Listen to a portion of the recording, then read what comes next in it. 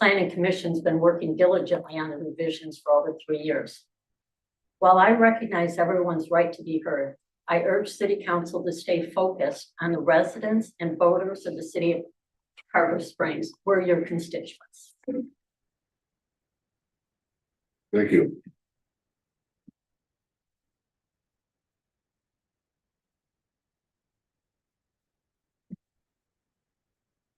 Good evening, Mr. Mayor and Council. My name is Danny Rodert, and my family and I live year-round at 480 East Main Street here in Harbor Springs.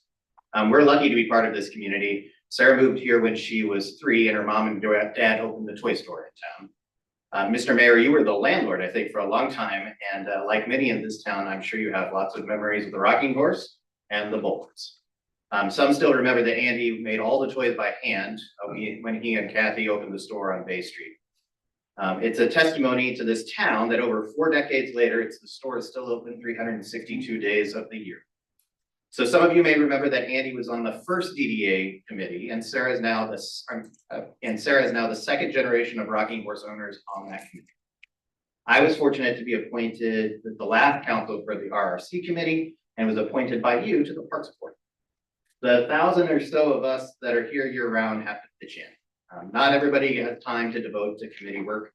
And as all you very well know, it's not easy to keep up with all the packets and the conversations and the occasional problem. So I think the last few years have been a little bit hard on some of our dedicated volunteers, including you.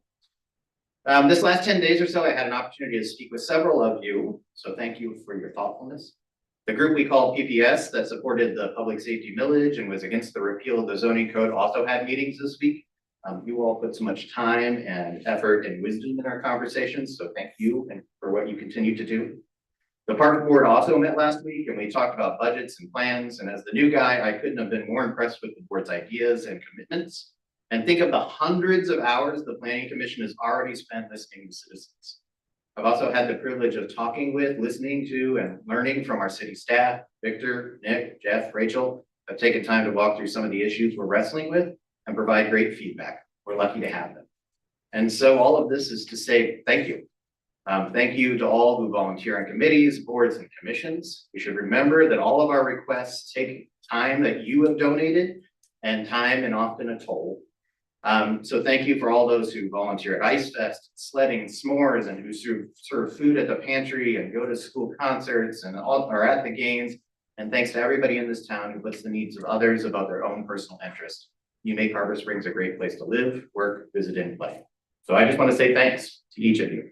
You step forward and now serve at a time when our town needs more light and less heat. And for that, I know we're all grateful. So Mr. Mayor, I appreciate the opportunity to speak tonight and my sincere thanks to all.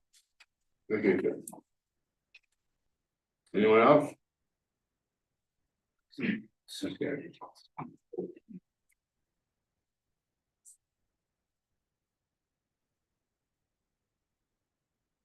So my name is Karen Ockfield, Richmond. I don't ad lib very well, but I want to thank Danny because it's cool what we're doing, and I like reading his blogs and all of that.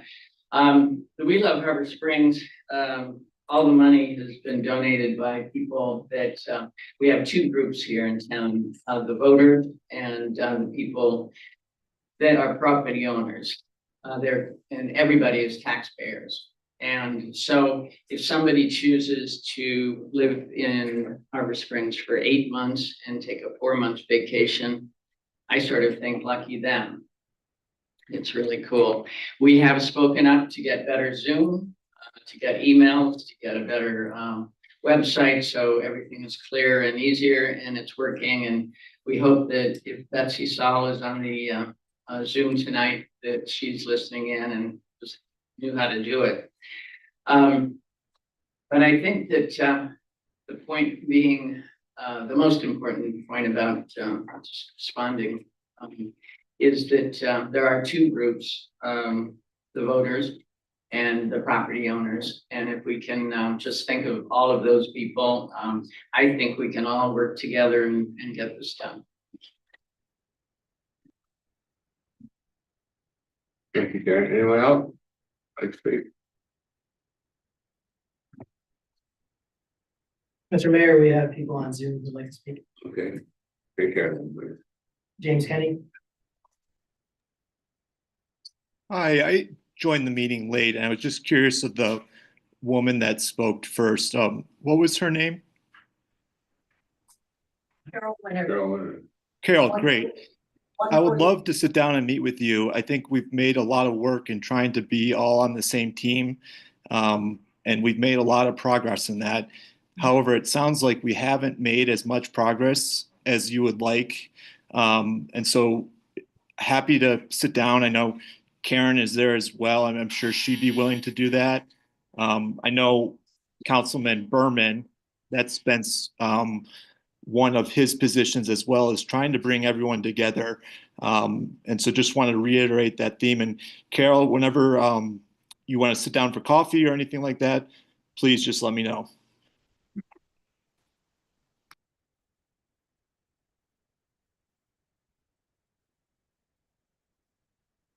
Maria. Nope.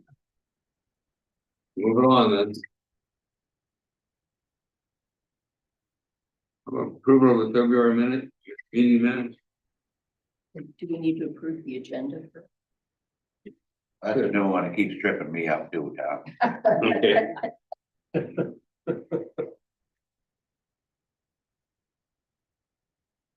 Do we, So approval of the agenda, either make a motion to approve as it is, or if you want to make any changes to it. I don't care to make any. Anybody else who want to change anything on the agenda? I'll make a motion to approve the agenda. Second. Motion made and seconded.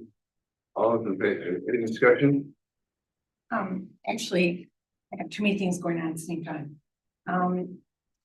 We left out the fundraising committee formation, blocked out the minutes, but we spent about 20 minutes talking about it. So I think it should be included in the minutes.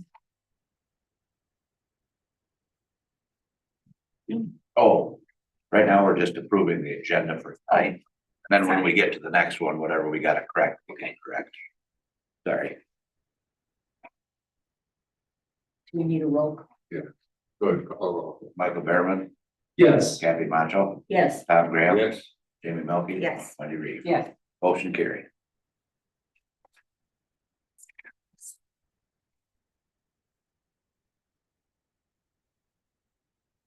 Next agenda item, Mr. Mayor's consent.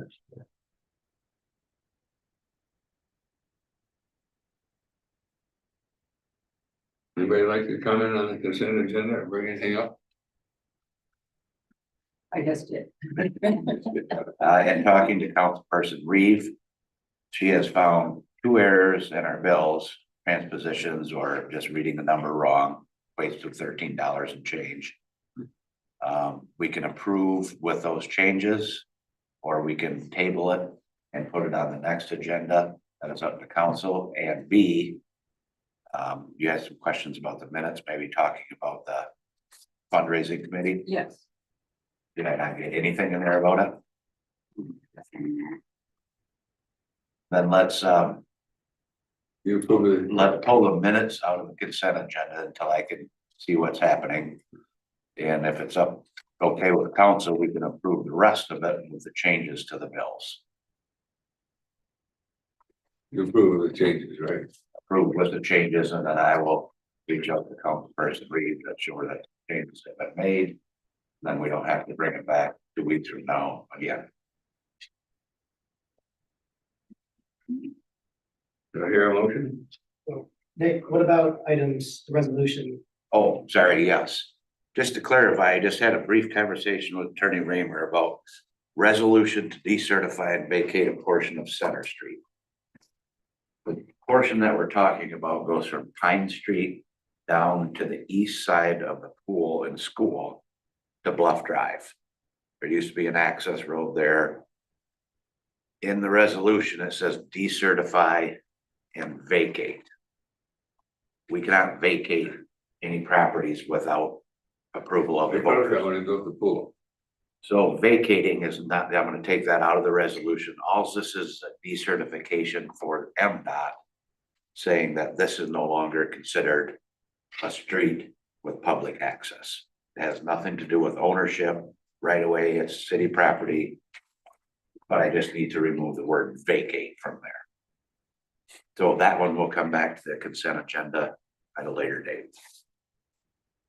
So really, we're approving the bills with two corrections, and the rest of us getting pulled till next meeting. It's getting real efficient. Yeah. I'll make a motion to approve the current bills with the two corrections and table the other items to our next meeting.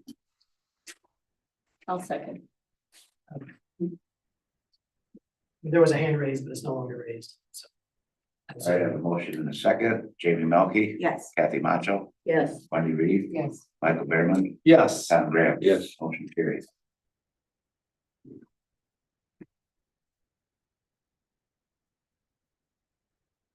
On the discussion items,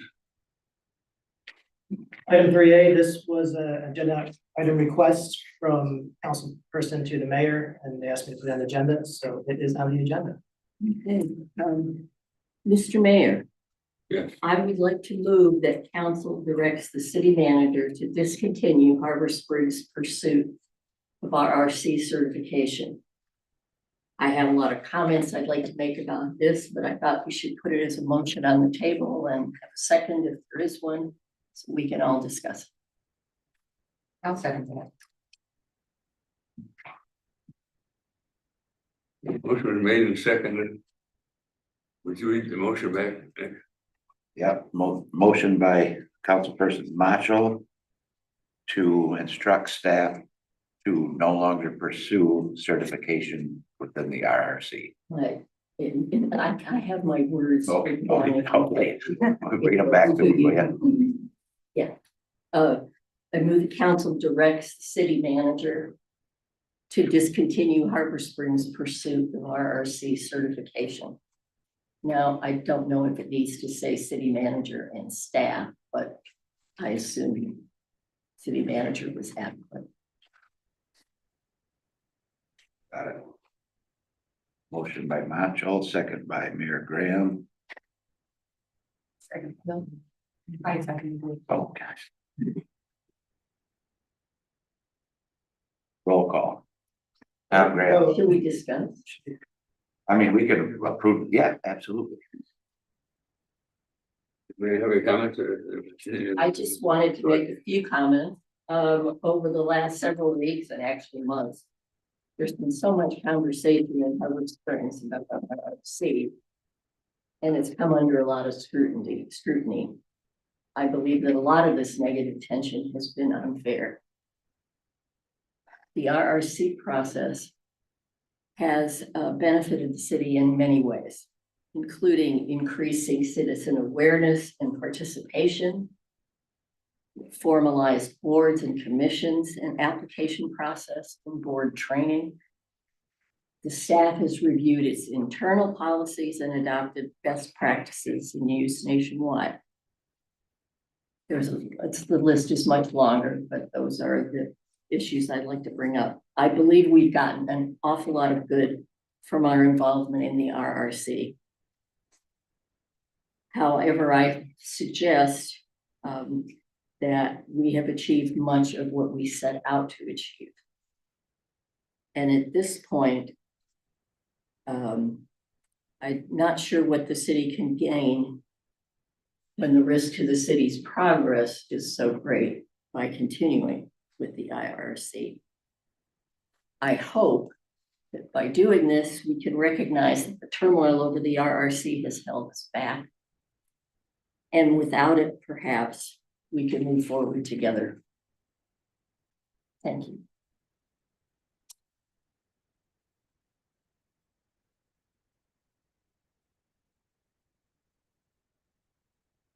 Any other comments from the board? I agree with a lot of what Kathy just said. I sat on the RRC board for the last year and a half, and I've seen a lot of the really good things that have come out of holding the city and the staff accountable to update the processes and just make things easier for everybody to find things on the website and know how to get things done in the city. I do think that it is holding us back, and I think that splitting off at this time is what is going to help us move forward. Thank you. I also agree with Kathy and Jamie, and I feel like the whole zoning debacle is feeling like we're checking off boxes to the benefit of the RRC. If we discontinue with the RRC, decouple from it, the whole zoning issue can now be relaxed and everyone can feel more assured that it's being done for the city and not for the state. I support Kathy's too. No one has explained to me why the RRC is such a great thing. Seems like there's a lot unknown about it, including I don't know that much. No one has said this is good because of this and this and this that convinced me. Just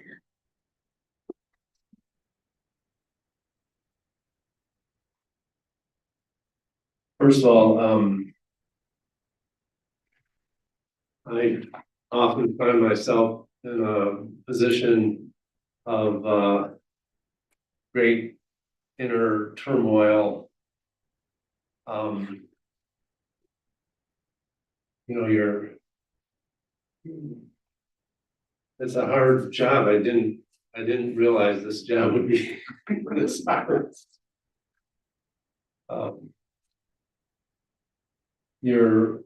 I always feel, you know, you're torn between what's right and obviously doing what's the best thing for the city.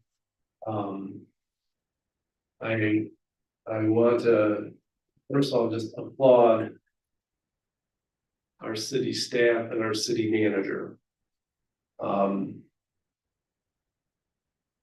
Because the work that they've done on this and to make it real and tangible is incredible.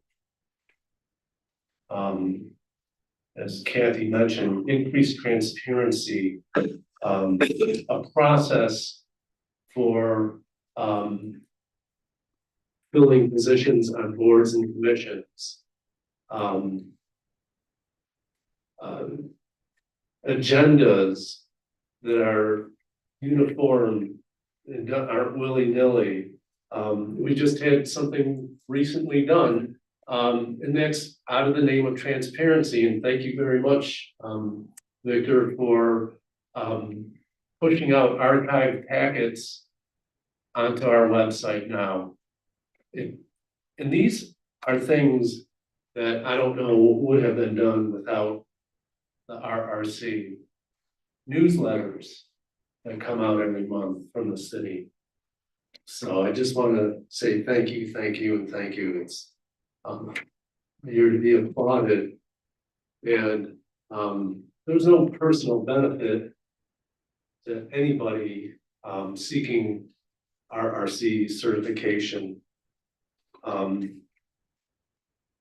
Additionally, we just received a letter that stated that the old zoning code, with the exception of a very minute detail, had met the criteria, or not the old zoning code, I should say, excuse me, the 2005 zoning code, the current zoning code met the criteria with the exception of tree plantings or something.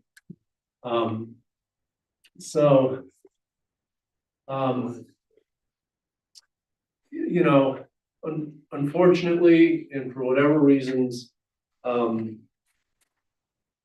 know, the perception is out there that it isn't, the RRC is influencing things in the city that are negative, including the zoning. And that's unfortunate, but perceptions, even if they're misperceptions, are reality to people. Having said that, I've listened to a lot of people. I think it's important. We need to listen to our voters.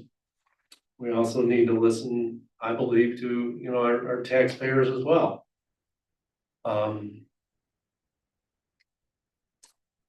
So I'm not gonna telegraph to you how I'm gonna vote though, so I'll just shut up. Um, Thank you, city staff. And those that served on the RRC committee. And I'll shut up now. Any other comment from the board? I would just like to add a few things. Mr. Mayor, I think it would be helpful if our council as well, I mean, we can bring an MEDC representative to city council meeting to explain to the council and to the public, to answer questions about the program, maybe to clear up some of those misperceptions. You know, as Councilmember Melkin knows, we're about 95% of the way done with the RRC certification process. We only have a couple items left, and I think it would be kind of sad to let go of the certification process because of misperceptions. And the reason I say that is because I'm thinking out in the future, you know, what if the community has misperceptions about other issues we work on? And are we going to then negate what's really going on to concede to those misperceptions? I don't think that's the right way of doing business.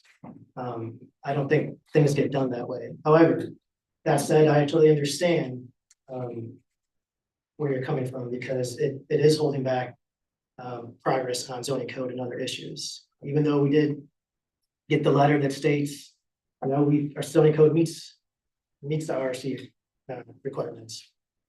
We have a lot of things that came from the RC, you know, the public participation plan, you know, we've capital improvements plan, things that we didn't know we needed to do that we're doing now because we entered the process. So we gained a lot, and if we back out now, we still have those things.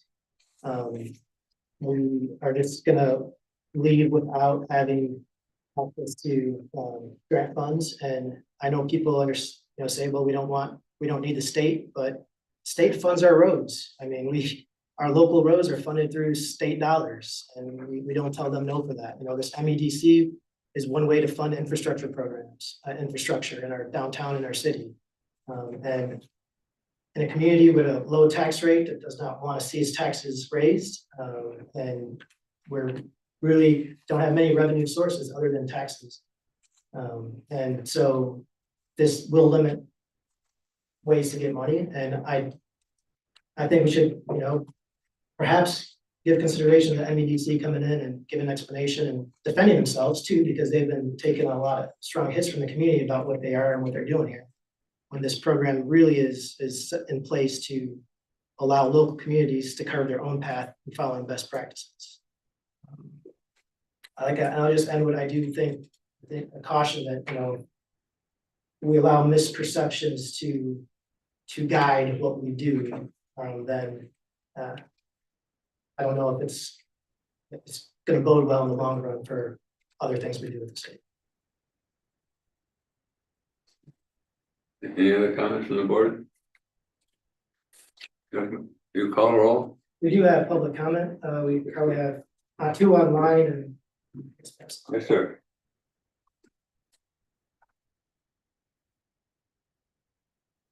All guys can fight over who talks. Rick Tarczynski, 465 State Street.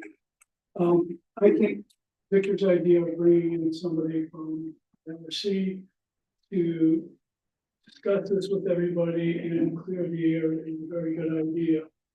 The city has bent over backwards to placate Harbor Springs all along the way and rush through things. I think it's time for them to give a little ground and let the city put forth an expert to explain what it's all about. I'm totally confused by people with fear that the RRC means we're going to lose control of Harbor Springs to the state. They're afraid people in Lansing are going to tell us what to do. Yet they listen to We Heart Harbor Springs, who was funded and started out of state, out of town, and So what's the difference if you're listening and being told what to do by somebody there or by the state? The state's at least looking out for your backside. They're gonna make sure you don't do anything wrong. So I think to put this down right now would be the second biggest mistake the city has made this last year. The first one they made was to let a improperly worded piece of work get on the ballot, which put down 439, and to be forced by out-of-state people to give up the RRC would be the second mistake. And it's just gonna set more precedent for continually losing battles to people that don't live here. So I hope we can give some time to Victor's idea, bring in the RRC and get a real look at it, what it really says and what it means for the city. Thank you. Thank you, Rick. I personally think it's a little late after 6 years to get somebody to come in and do a sales job. Well, Mr. Mayor, they've been here through before, so it's just, we have a new council member. Then they didn't do a good sales job, if they didn't convince them.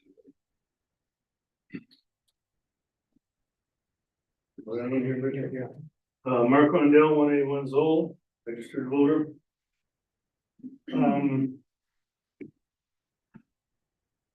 I don't know a ton about the RRC, but what little I have heard, I haven't heard anything I'm really opposed to. But I do know that I feel that the town of Harbor Springs is very much in need of redevelopment. Just the word itself is what we need around this town, substantial redevelopment. And I'm very much opposed to this motion to abandon the RRC. And I'm opposed to it mostly because the conflict that's arisen in our community over the last year or so is because we have a divided group of people who are wishing to control this town. And this is just another instance of capitulating to the squeakiest wheels who are wanting to control the town. You people, you 5 people, are our elected representatives. We have elected you to use your best judgment to make the best decisions for the town of Harbor Springs for tomorrow and 20-some years in the future. Not to listen to a bunch of people making a lot of noise and throwing a lot of money around, as was alluded to earlier. I appreciate, Rick, that you started to touch on this subject, because I think that this will do nothing but encourage that kind of behavior. And that's why we are where we are with the zoning code now. That's why we are where we are with the council makeup. We need to say no, enough is enough. The people of Harbor Springs are going to make decisions, that we are going to elect you folks to be our representative and to use your own good judgment, not to just listen to all the noise and the babble that's going on. Thank you. I don't get this. Yeah.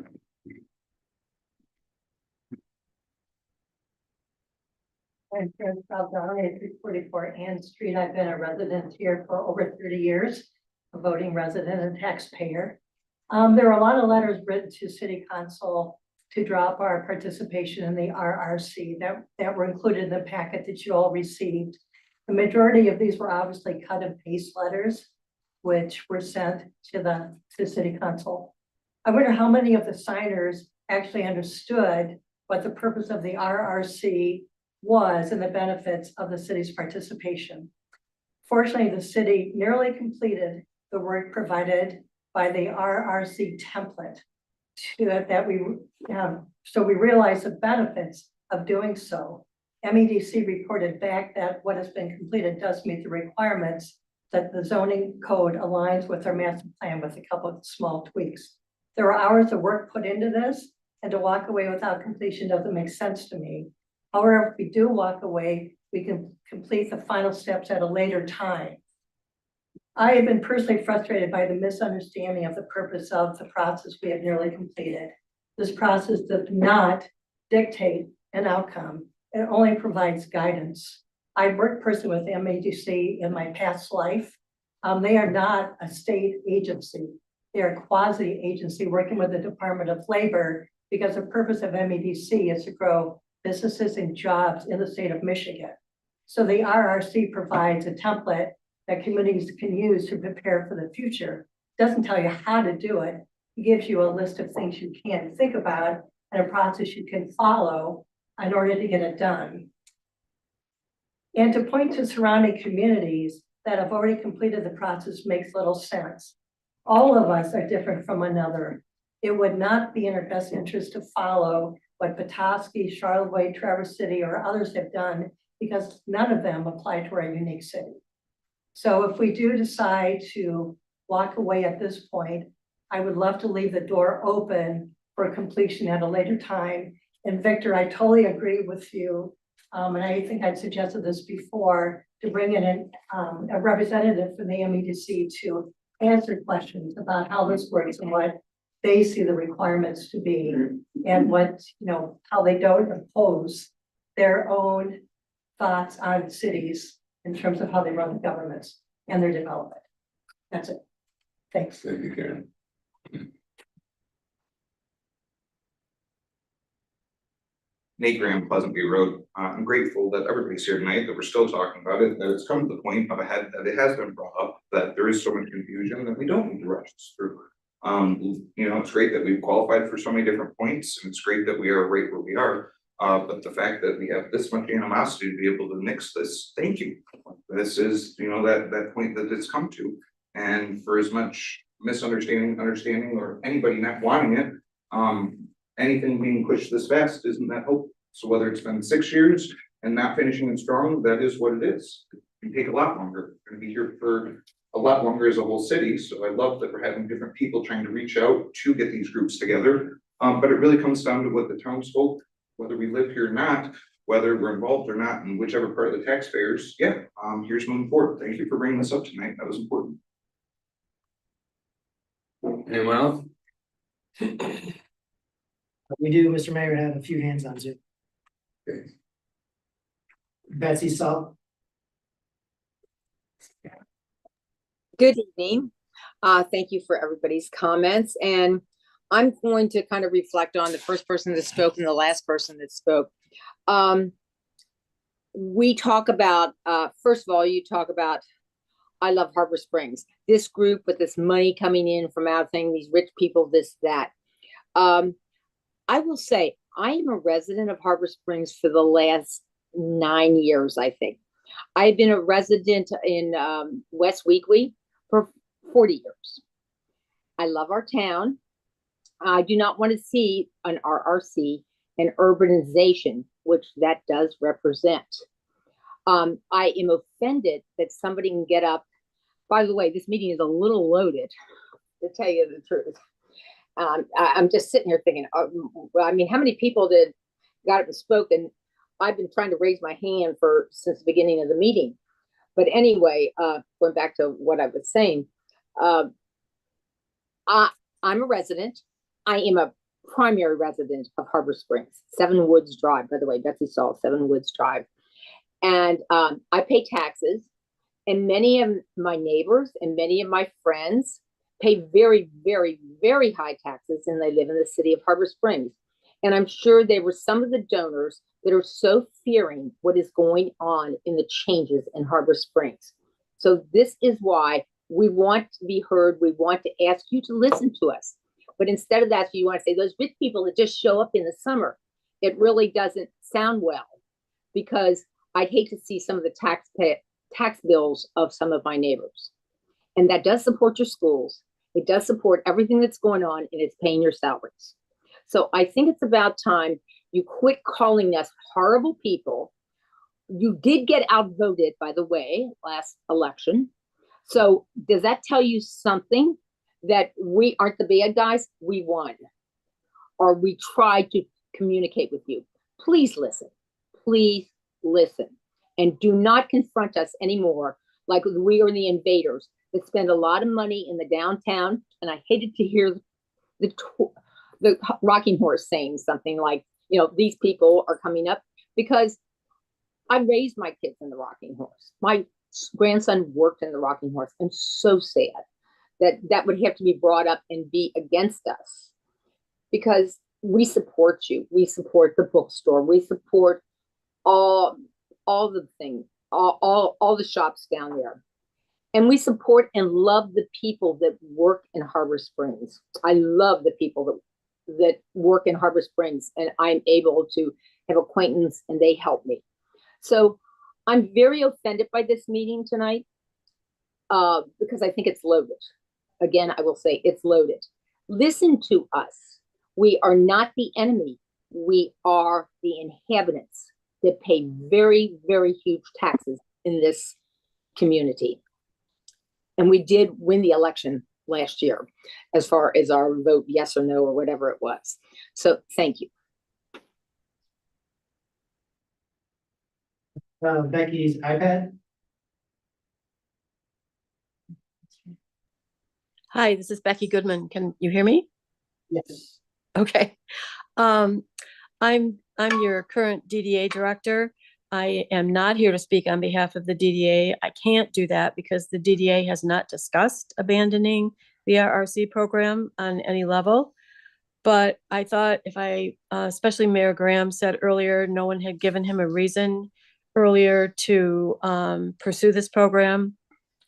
So I thought I would just kind of throw out a little anecdotal incident from my personal background. I think you all know that I worked in Petoskey for 20 years. I think it was 2 years ago that I did write a Match on Main grant for a business in downtown Petoskey and received $25,000 that allowed that business to start a new business. And so we gained a new business in our downtown because of that. That was because we were RRC redevelopment ready certified, and we qualified for that grant. If you're not in the pipeline and you're not certified, you're not going to get those kinds of funds given to you. Now, I understand, I don't see anyone in Harbor Springs as an enemy at all. I understand passion and loving the community more than you might understand. I understand it. But if you don't have somebody talking for the businesses in your community and working with them and helping them succeed, then the other sectors that you have to support, the tourists, the resorters, the people who live in town, the people who live in the outlying areas, that downtown will not succeed. So I'd just like to ask you to think about the fact that maybe if we could continue just a little bit longer in this process, we might be able to work out a compromise where we can get all the good things out of RRC that we want and decide what we don't want to take out of RRC. Thank you. Thanks, Becky. Sure. Margaret's iPad. Hello, this is Maggie Lacey, 315 East 3rd Street. Pardon my voice. A couple of things. I do agree with what Betsy said with regards to the last election. I believe this town had to do something drastic because the city was not listening to what the people wanted. And so drastic things had to happen. You know, there was many times in my experience that you have the chamber that is working with the city, you had the paper working with the city, and there was really no voice. And a lot of times our voices were shut down. And so there had to be something else that went forward. And so I do want people to recognize that it was out of necessity, that it was pushed to have We Love Harbor Springs. So do I agree with everything? No, but I believe that the city has not in the past, since 2000, really listened to what the voters wanted and the taxpayers wanted. With regards to the RRC, I've been involved with the RRC from the very beginning. And there was many times that we attended the RRC to kind of understand what was going on. And we were not privy to the information, as well as there was plenty of times to have Pablo present, come forward. And this has been 6 years. I actually printed off booklets and passed it out to city council to bring forward that this is a statewide initiative boilerplate. And I do agree, Becky, with regard to the DDA and businesses, but I have friends that are wanting to open up a business this summer, and they're having a hard time to even find a place to do it. So I believe this town is still vibrant. I believe that we can do it on our own. I don't believe we should have the state involved in us. And I do know that based on some of the things, for instance, the Housing North, they have an agenda. They actually, you can go on to the state website, and they actually have certain goals. And part of the goals that they had was to work on zoning.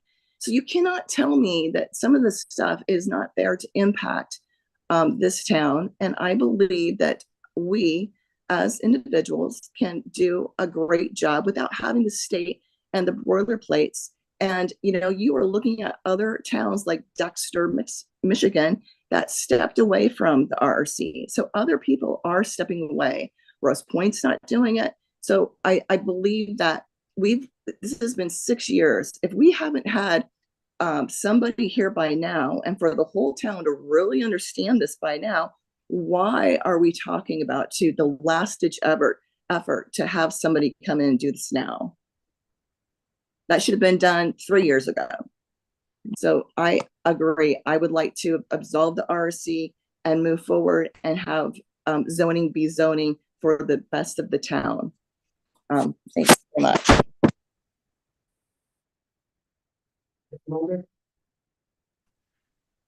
Did you say Bill? Yep. Hi, everybody. This is Bill Mulder, 372 West Summit. I'm on the Planning Commission, but speaking as a resident.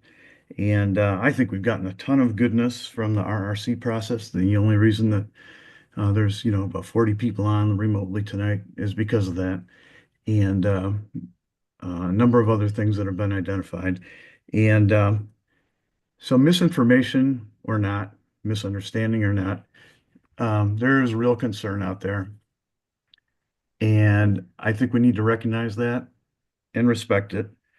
And because of that, I support stopping the pursuit of the RRC certification right now. And that's not to say that some future city council could decide to take it up again. But right now, I think it'd do a world of good to take the pressure off. And, from a personal point of view, we've got a lot of work to do on the zoning code update. Things are really on the right track. Got a lot of positive momentum, and I think we're coming together quite well. It would be just great to be able to work on that without the cloud of the RRC certification hanging over it. So I don't believe it's evil. I don't believe it's devious. I don't believe it's going to kill our town. But right now, I would support stopping the pursuit of the certification process. Thanks.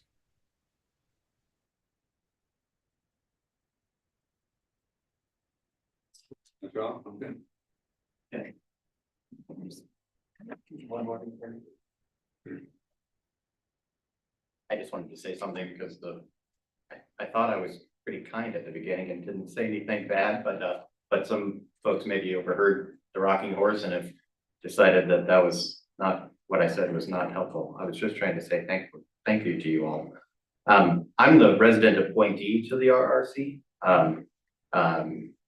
And council asked Victor and staff twice to go after the RRC. And so staff have done that diligently, and they've done a great job to do that. But I can't see a path forward for the RRC and how we move forward as a town together. Now, the big thing that I've heard in the conversations as we've talked about what to do with the RRC, the big concern has been, well, once the RRC is off the table, there'll just be something else that people will come and complain about. That's the big concern. And so my challenge to folks tonight is, if we take the RRC off the table, We've had the discussions, we've done the hard work, we've convinced people, we've moved forward with it. If we do that, don't let there be some other big bugaboo that holds up and throws sand in the gears of all this progress that we're trying to make. Be kind to each other, be warm to one another, be friendly to one another, and work together with one another to get some progress done in Harbor Springs, because it really is a great spot. So I urge you to support Kathy's motion, and for now, let's leave ourselves out of it. See, thank you. Thank you. Anyone else?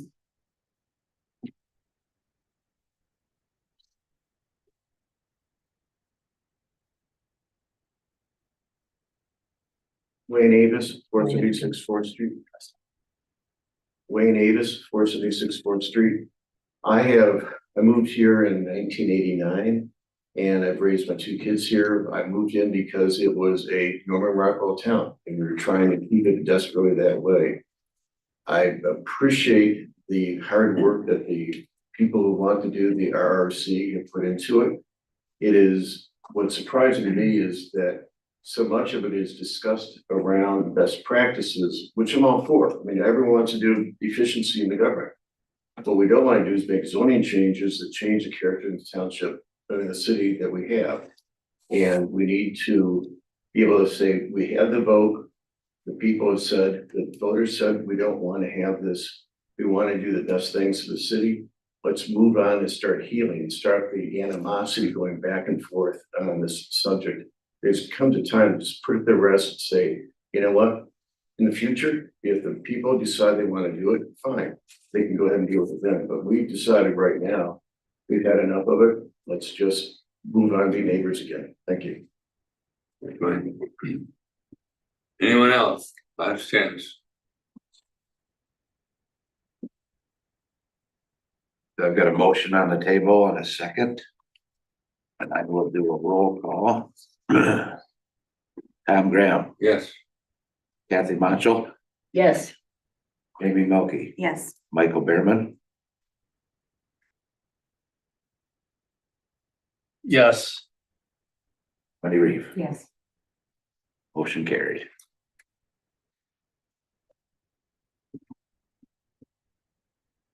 Discussion item B.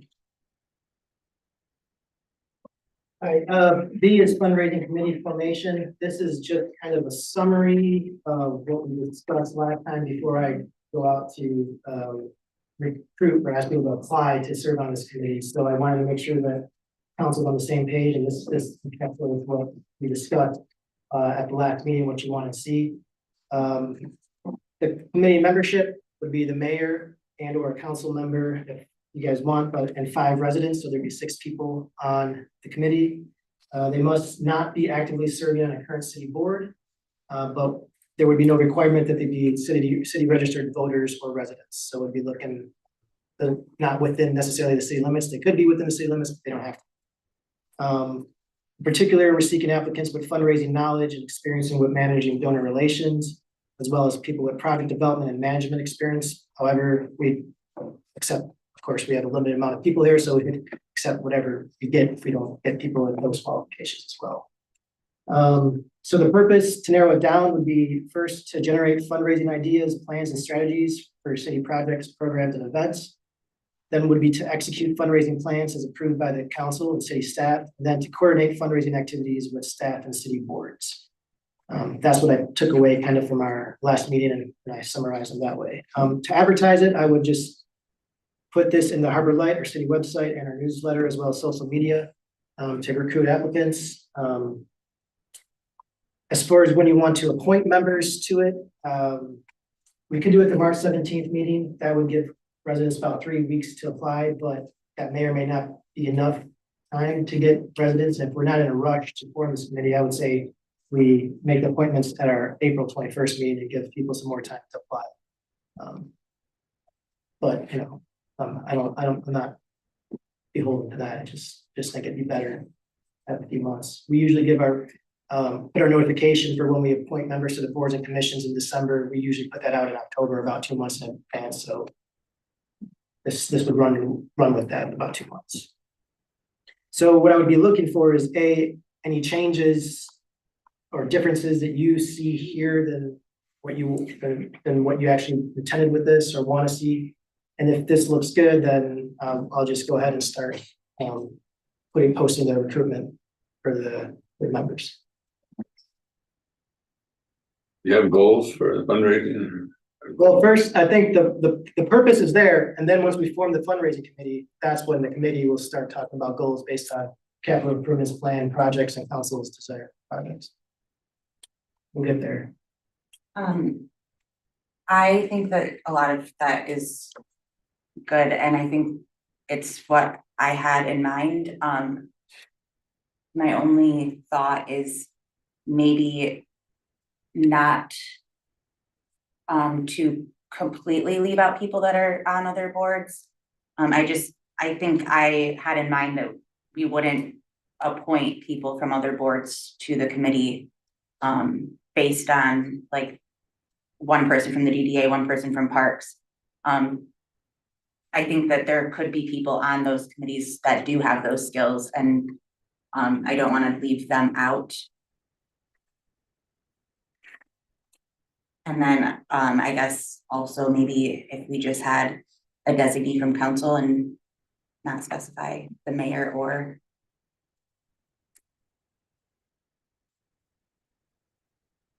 And so I hear two slight changes from Councilmember Melfi. One is.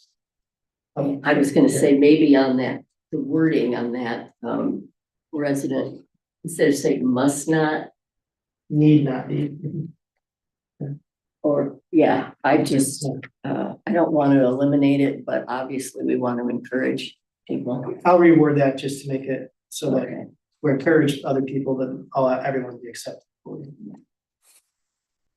And I agree that it should, I would like to see it consist of a council member and 5 residents. It doesn't necessarily have to be the mayor. That gives us some flexibility. I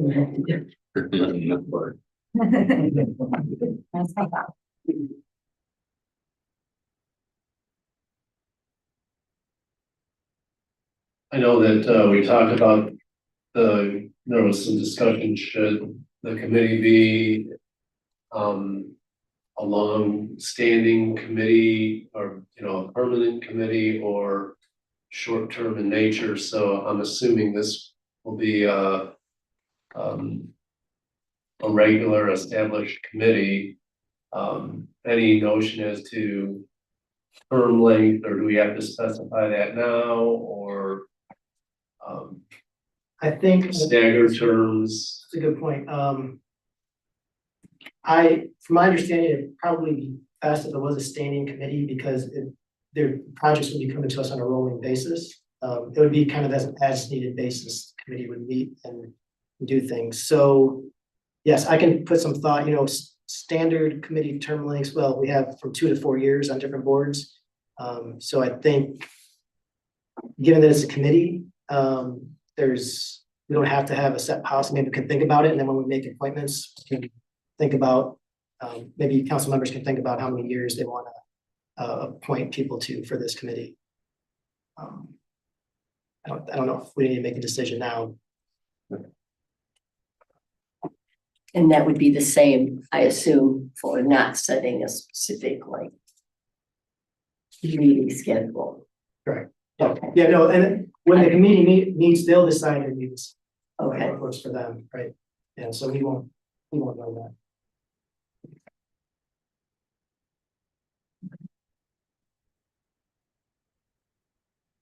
You see? Well, no, we still have council member Reed. You say in here, it could be a standing committee for multiple projects or a committee focused on fundraising with only one particular project. I don't see how we're going to put together a committee who's going to be supportive of every single project everyone wants to do. You water it down, things get caught in the gears. I think the only way this can possibly be successful in this town is if we formed a fundraising committee. They had one project, they got it done, and then you reform another committee for another project. Because the 6 people that are on that committee are going to be supportive. They joined it for the purpose of getting that done. But that laundry list of things that various people in town want, you're never gonna get together a group that's gonna want all of them on every list. It's gonna be messy.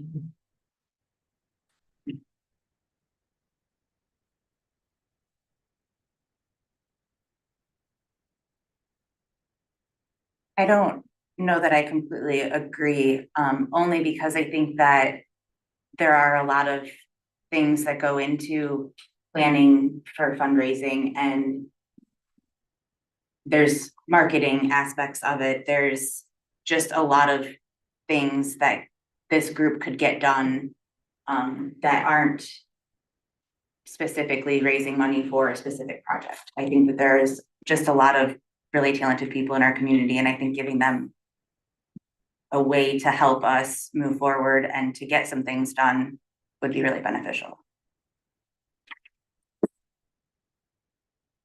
Yes, Karen.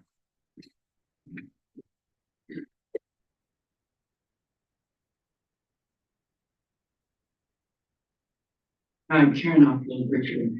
I'm not sure, but I seem to remember about 3 months ago, maybe, that when the fundraising first came up, it was maybe mentioned by Rachel or Dana, and I think Dana's online now. She might be able to clarify that what the Parks and Recreation Department was talking about was finding a fundraising expert to come in and teach them, to train. And then they said that then this training could be then used for commissions all through the city. So it has really taken on a life of its own. All sorts of letters already have been sent out to excellent sources of fundraising. And maybe after tonight, we get all the fundraising money that we need. But I just wanted to remind the city council that this may have been a group looking for fundraising expertise rather than a fundraising committee, but I'm not sure. Jamie, it may have been an RRC or a DDA meeting, I'm not sure. Thank you. Mr. Mayor, we do have one comment on Zoom. Maureen Kenny. Hi, this is Maureen Kenny, 134 West Bay Street. I'm obviously a resident, and my husband and I have personally donated to several city projects that we were passionate about and felt helpful to the city to move forward. This meeting has demonstrated clearly the need to bring people together. And one way to do that is to allow all property owners to serve on committees. If you are allowing non-voters and encouraging non-voters to serve on this committee, could we expand that so that non-voters could serve on all city committees? Thanks.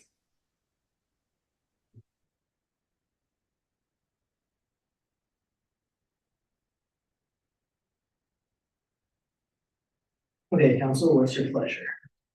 What's your pleasure? I think we should get a motion on the table. I did hear a difference of opinion from Councilmember Reed on whether or not we should go down the path of specific committee for specific projects. Easy to raise money when you when you know what you want it for. Do we have to define that at this point? I guess is my question.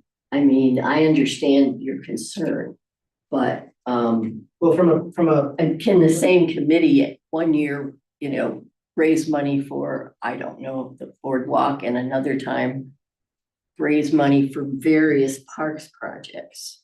I mean, I don't know that those are necessary. I guess I don't know that I see it as a problem. There's two approaches here. I mean, if we're going to recruit members to serve on a fundraising committee, and we call it just a general fundraising committee, and we see how many people want to apply for that, and then if there are projects then that come up down the pipeline that they don't want to be a part of, I imagine that they would just say, we don't want no longer be part of the committee, and we would seek new members.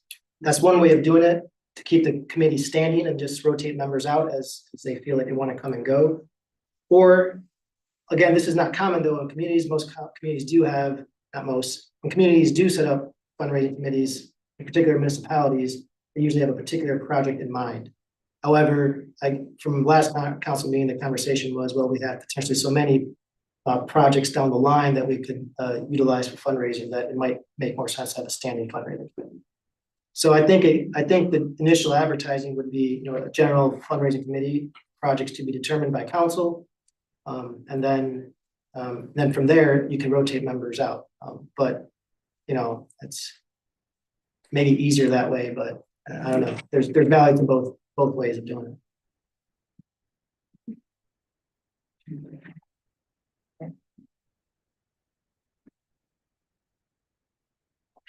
You want a motion to start? This is, council wants to make a motion.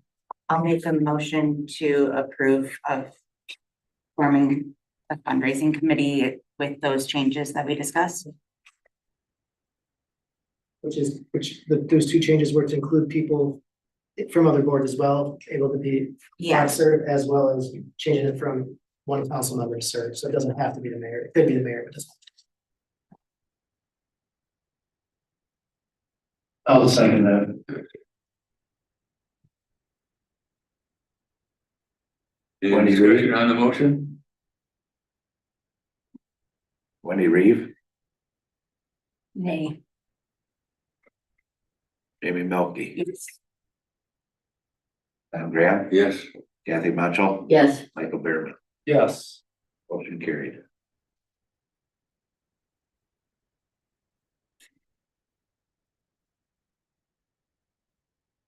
Mr. Mayor, before we go to item 4C, I would ask that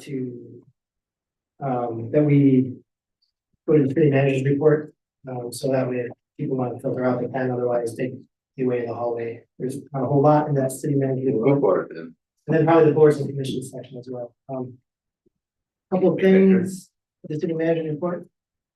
Okay, all right. So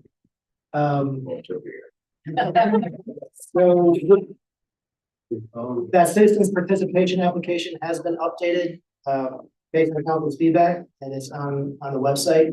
Take a look at it. I incorporated your comments. I rearranged the application.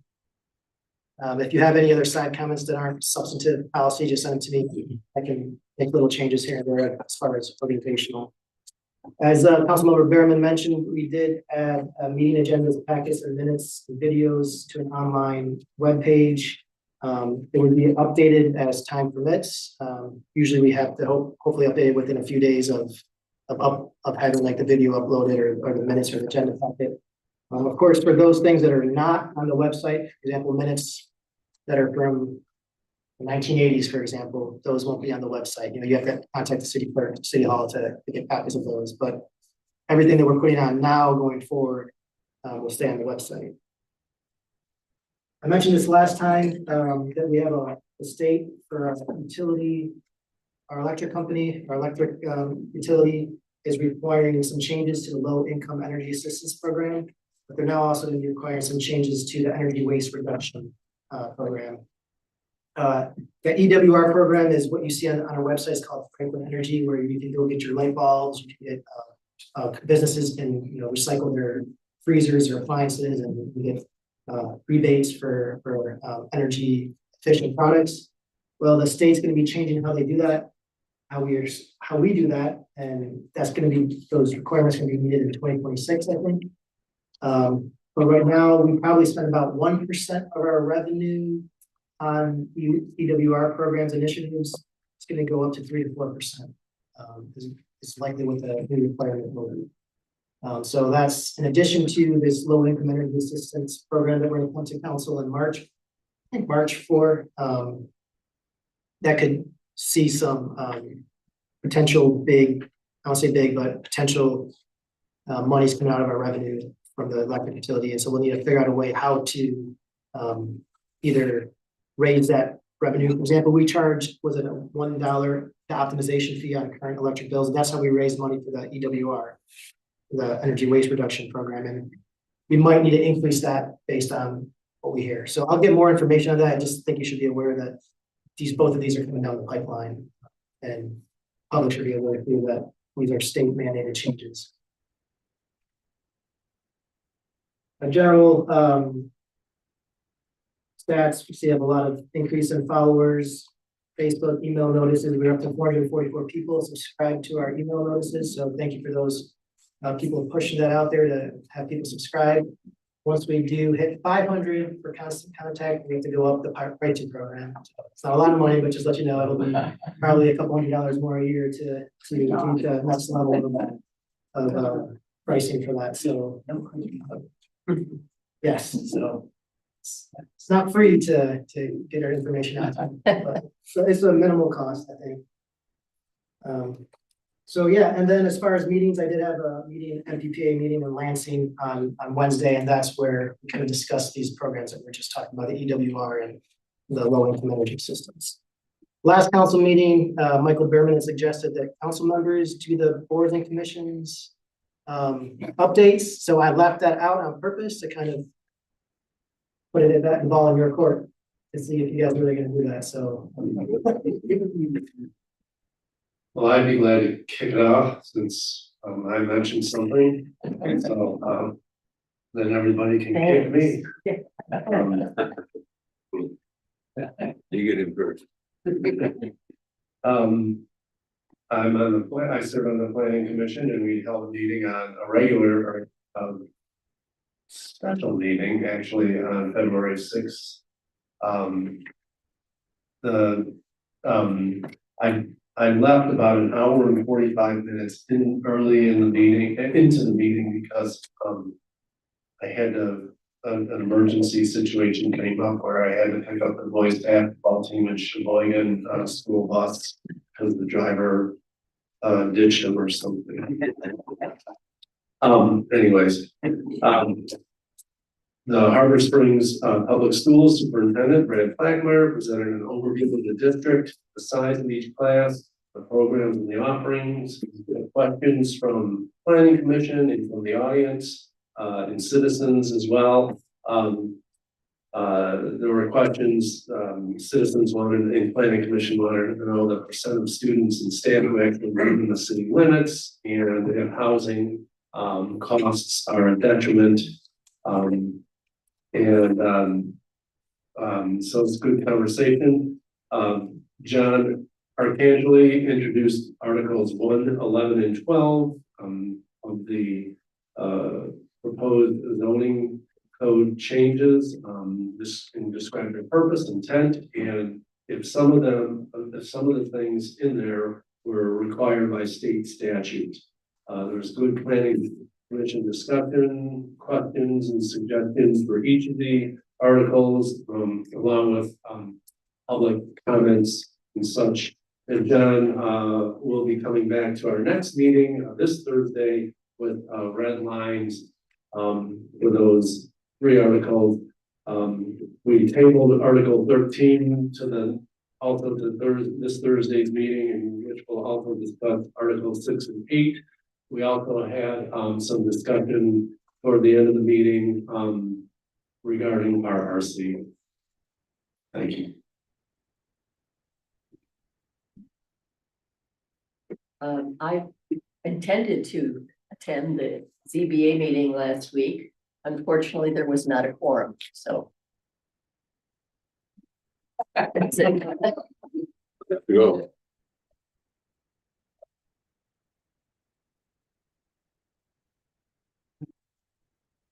I'm on the Parks and Rec Board. I was not at the meeting on Tuesday. It was February 11th, as I was out of town, but they had a presentation from Nick Whitaker about funding options, and they also discussed the Easter egg hunt, which will be April 19th. And they discussed what park to go forward with, and I believe that they chose to do a master plan for the Harborview Park. The sewer authority met last Thursday. And most of the discussion was taking up with, was it REUs? Residential equivalent units, yes. Yes.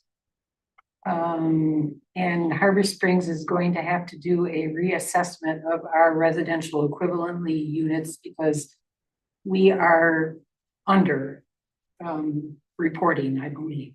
I believe that's to be the case. Do you want me to elaborate real Go quickly? right. You look at, we're talking primarily sewer, wastewater. One home, average home, they call it a residential equivalent unit. That's one. So you have a building that has restrooms and seating for 20. Restaurant wise, they might have 2. So as buildings and houses and homes change, tore down and rebuilt and expand, we need to go through and do an upgrade and make sure we're billing for what we're paying, because we have to pay for each of those units to get treated. The least we can do is make sure that we're collecting for each of those units that we're paying for. So we've talked about this now for several years. It's just a pretty big project anyway.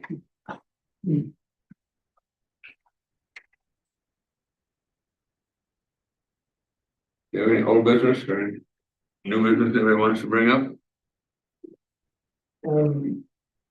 I would like to bring up that, in my contract, it says that my evaluation should be done in April of the year, and I haven't had one probably in a couple years, so I think we should probably start personnel evaluation process with that. And I know my last evaluation, Clerk Whitaker and, Attorney Jim Raymer, I think, and the mayor worked together on getting information for that, so. Want to put that on the table that. I'd like that to happen. I could kind of spearhead that up if you guys would like. Sure.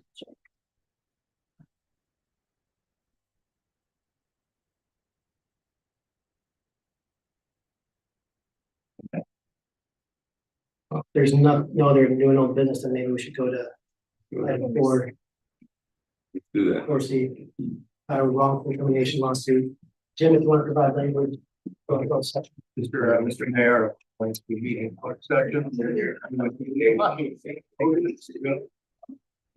Which I would recite for you and it's going to adopt it as a closed session. Why don't you do that then? Excuse me, guys, can you please keep down, we're still meeting on. One time, please. We need a council person to move that the city council meet in closed session under section 8E of the Michigan Open Meetings Act, specifically under section 8E, to consult with the city attorney regarding trial or settlement strategy in connection with the pending wrongful termination litigation brought by Andrew Potter on the ground that an open meeting would have a detrimental effect on the litigating or settlement strategy of the city. So moved. Second. You need to say it from that. So did I get a second from? Tom. Michael Behrman, Yes. Tom Graham, Yes. Kathy Macho, Yes. Wendy Reeve.